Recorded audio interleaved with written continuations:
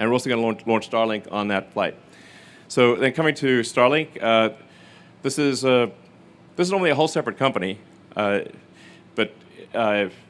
we're basically rebuilding the internet in space, which is pretty wild. Now it is, I want to emphasize, supplemental to the terrestrial internet. Sometimes people think, well, is Starlink just going to take over and destroy all the terrestrial internet? It definitely will not. But what it will do is Starlink will give access to the internet to people that either don't have access or where their access is extremely expensive or very, very bad access. So this is a massive enabler for enabling people in remote locations to learn anything. Like, you can basically learn almost anything for free on the internet right now. Like, for example, MIT has all of its lessons on YouTube. You can learn almost anything if you've got an internet connection. But if you don't have an internet connection, you're limited to, I guess, maybe you got some books or something, but not. Basically Starlink is a game changer for improving people's quality of life around the world. Like, this might be the single, well, certainly one of the, I think it might be the number one over time technology that improves people's standard of living around the world.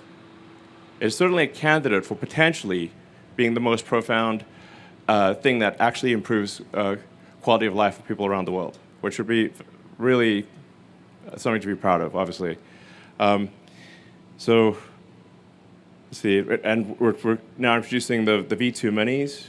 So this is next generation satellites that we've introduced into the constellation.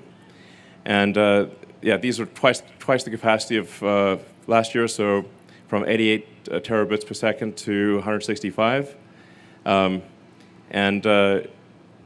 goal, the biggest single goal for Starlink from a technical standpoint is to get the mean latency below 20 milliseconds.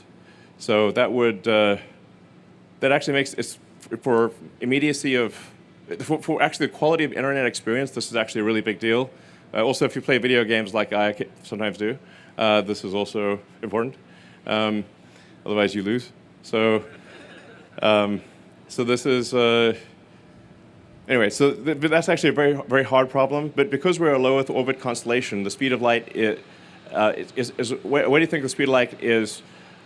300 kilometers per millisecond. So if we're at 550 kilometers, think of it like roughly 2 milliseconds up, 2 milliseconds down. So if you go up, down, so 8 milliseconds speed of light limitation. And then almost everything else we can actually address. Like, we can't go faster than the speed of light yet, but yeah, probably ever. But we can get the rest of the time, I think, below 10 milliseconds, and so then it'll be more responsive than ground internet in most cases, which is really what we're after here. So yeah, this is really amazing work.